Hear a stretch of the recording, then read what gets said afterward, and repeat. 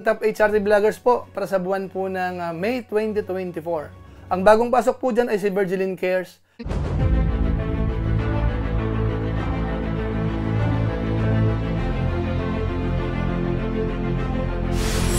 Ayun, shoutout guys. Muli, welcome to my YouTube channel.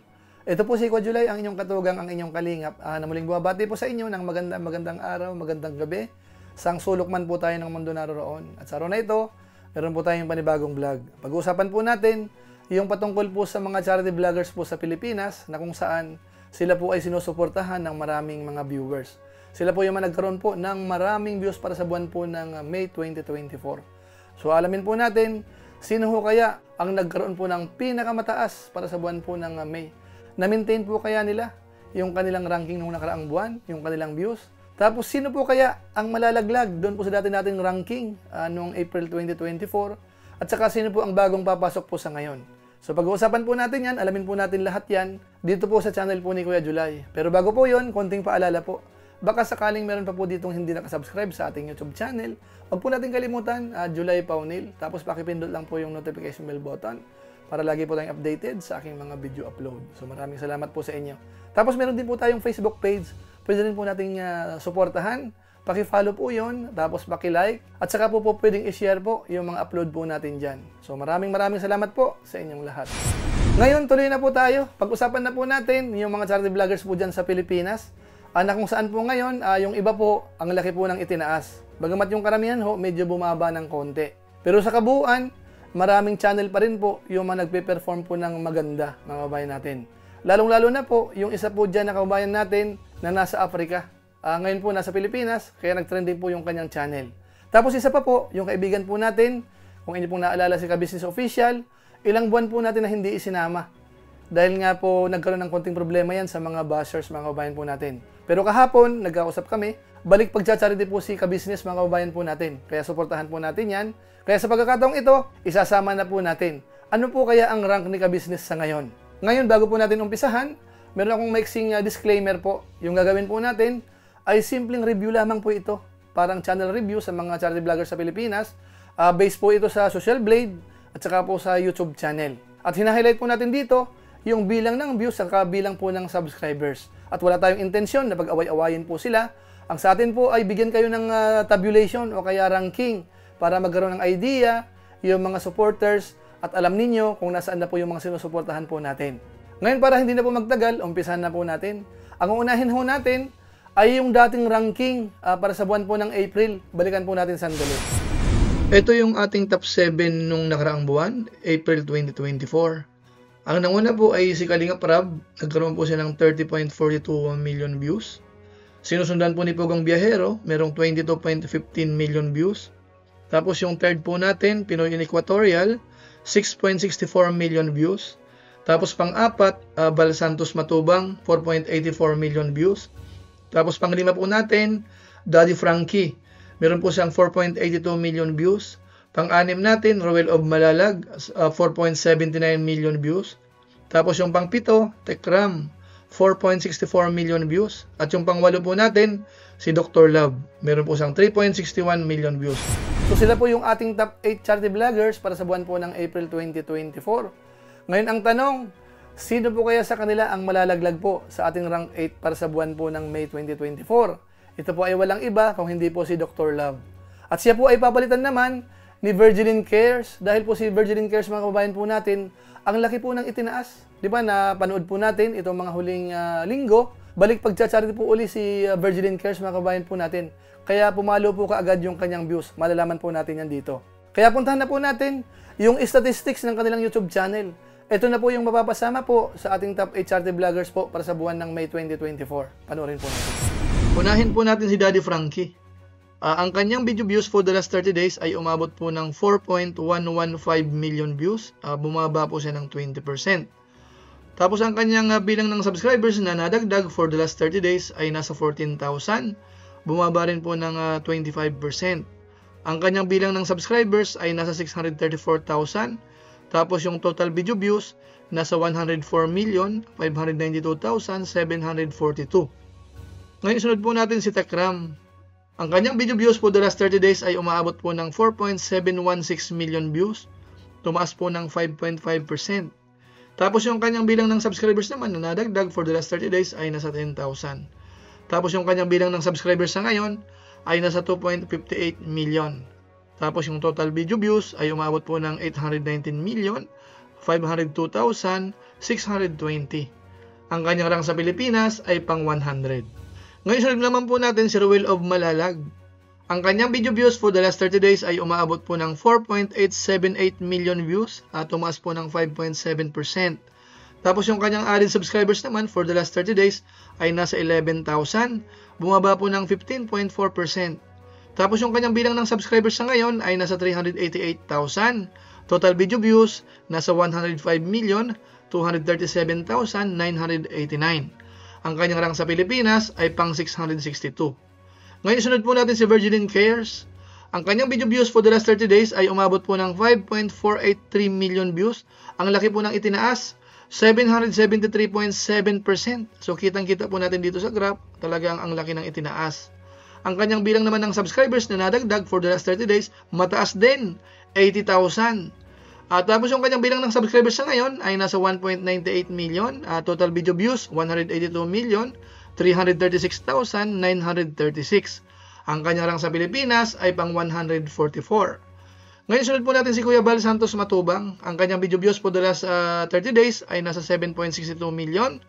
Tumaas po yun ng 59.6%. Ang kanyang added subscribers naman for the last 30 days ay umabot po ng 20,000. Tapos yung kanyang bilang ng subscribers ay nasa 1.44 million.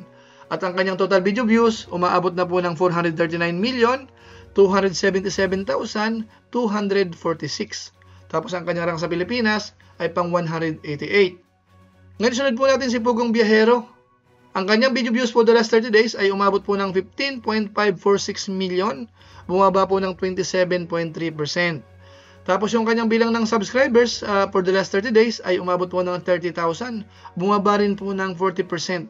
So mapapansin po natin dito, medyo downtrend po talaga sa bilang po ng subscribers at saka po ng video views. Tapos yung kanyang bilang ng subscribers sa ngayon ay umabot na po ng 3.43 million. Tapos yung kanyang total video views ay nasa 987,231,281. Tapos yung kanyang rank sa Pilipinas ay pang 67. Ngayon sunod po natin si Pinoy in Equatorial. Medyo biglang taas po siya, no? Ang kanyang video views for the last 30 days ay umabot po ng 15.68 million. Umangat po yun ng 139.1%. So kitang-kita po yun sa graph, ang laki po ng itinaas. Tapos yung kanyang bilang ng subscribers naman na nadagdag for the last 30 days, ganun din ang laki, 26,000. Kita rin po dito sa graph. Yan po ay tumaas po ng 766.7%. So ang laki po. Tapos yung kanyang bilang ng subscribers sa ngayon ay umabot na po ng 507,000. Tapos total video views, nasa 239,950,013. Ang kanyang rank sa Pilipinas ay pang 557. Ngayon isunod po natin si Kalinga Prab. Ang kanyang video views for the last 30 days ay umabot po ng 25.874 million. Bumaba po ng 15%. Tapos yung kanyang bilang ng subscribers for the last 30 days ay nasa 40,000. Bumaba rin po ng 33.3%. Tapos yung kanyang bilang ng subscribers sa ngayon ay nasa 2.87 million. Tapos total video views, umaabot na po ng 941,410,845.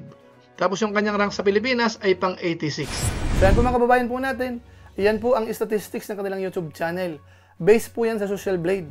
Nakita po natin yung bilang ng subscribers, yung nadadagdag na subscribers din sa bawat buwan, tapos yung kanilang views para sa 30 days time, at saka syempre ho yung total video views. So lahat po sila, maganda po yung performance ng kanilang YouTube channel. Ngayon pupuntahan na po natin yung pinaka-tabulations. Ito na po yung pinaka-rank 8 po natin. I-extend lang po natin sa bandang baba para meron po tayong idea kung sino po yung nasa ilalim po ng ating top 8 charity vloggers na po pwedeng lumakas po yan sa mga susunod na buwan. Ito na po yung pinaka-summary, pinaka-tabulation po natin. Ito po ay para sa buwan po ng May 2024. Ang nasa rank 1 po sa ngayon ay si Kalinga Prab lumalabas, ano? So dito po dalawang column para sa May at saka po 30 days time para makuha po natin yung percent change. So yung rank 1 po natin si Kalinga Prab, nagkaroon po siya ng 27.71 million views para sa buwan po ng May. O kaya 25.87 million views yung kanyang 30 days time, bumaba po ng 15%.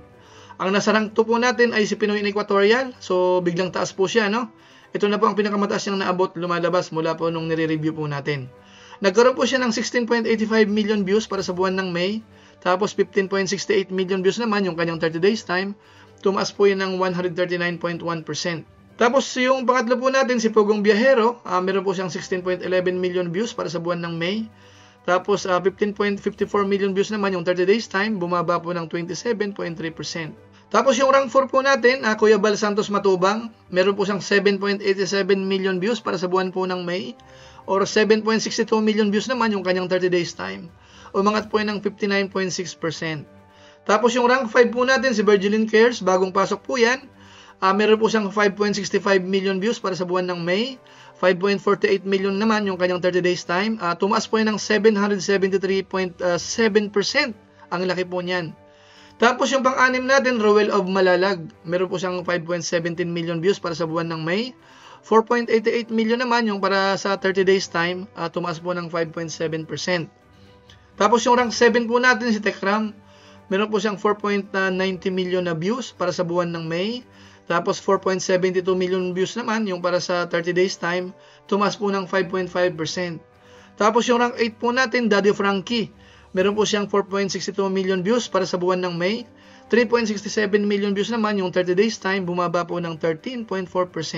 So sila po ang ating top 8 para sa buwan po ng May 2024. Kung napansin po natin dito, merong tatlong bumaba.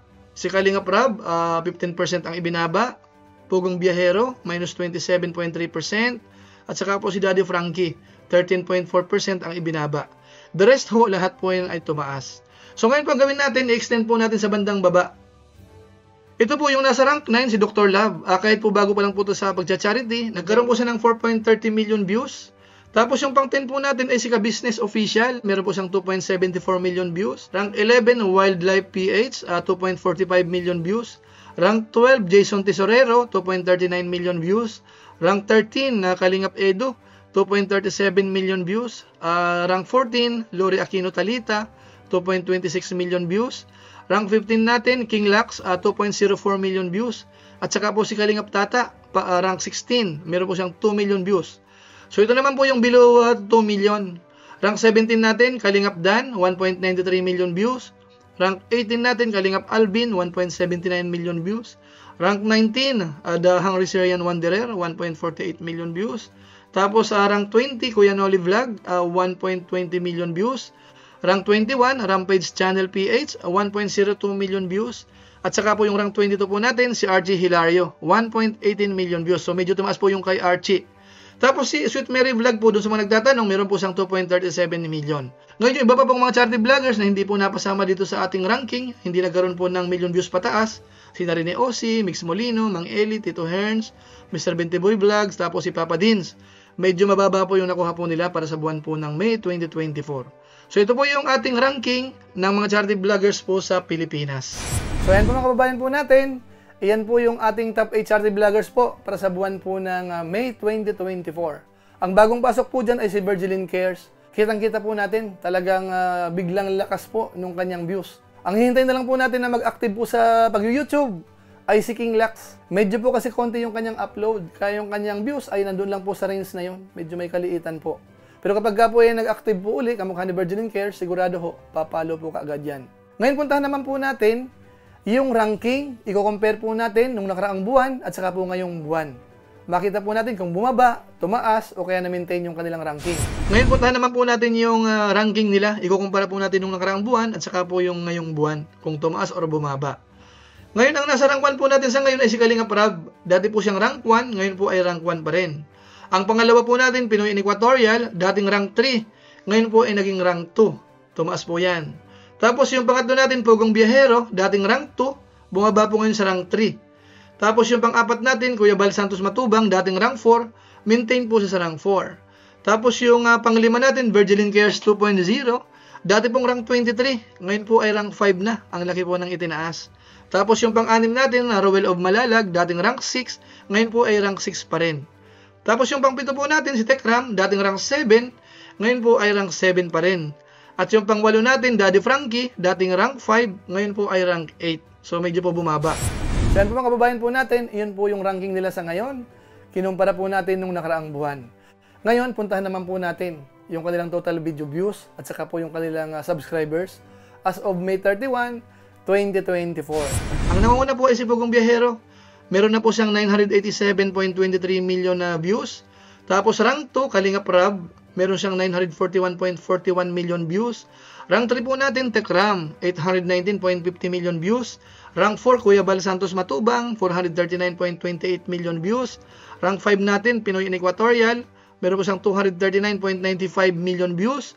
Rank 6 po natin, Virgilin Chaos, meron po siyang 182.34 million views.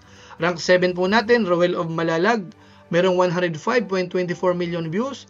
Rank 8 po natin, Daddy Frankie, meron po siyang 104.59 million views. Ngayon, diretso na po tayo sa bilang ng subscribers as of May 31, 2024.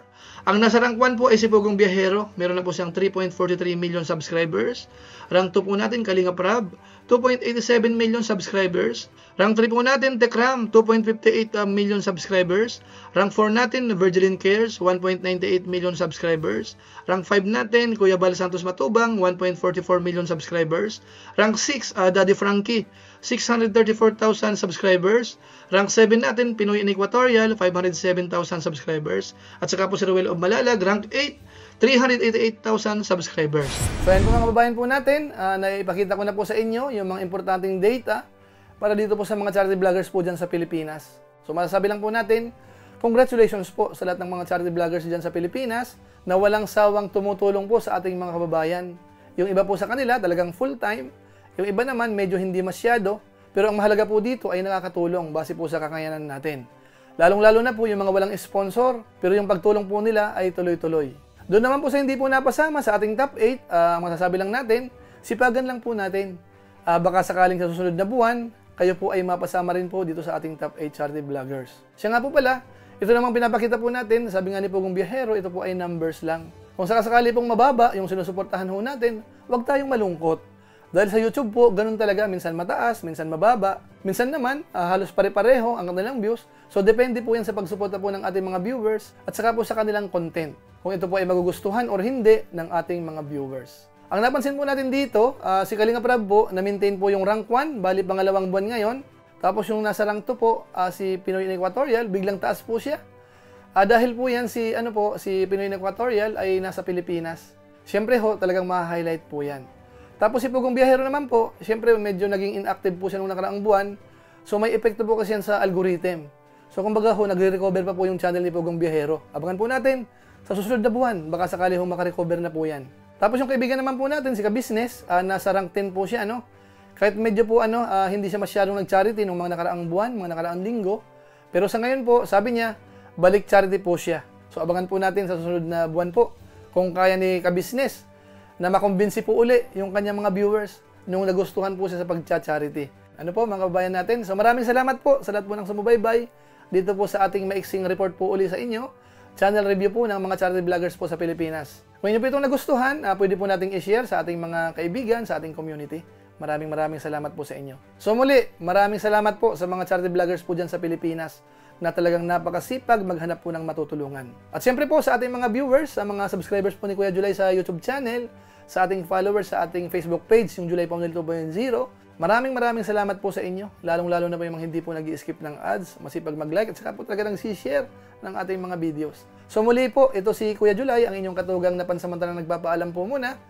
Kita-kita na lang tayo sa mga susunod ko pang vlog. Maraming salamat sa inyong walang sawang pagsuporta po sa ating YouTube channel. Pagpalain nawa kayo ng Diyos, mabuhay tayong lahat. God bless po. Bye-bye po muna. Bye-bye.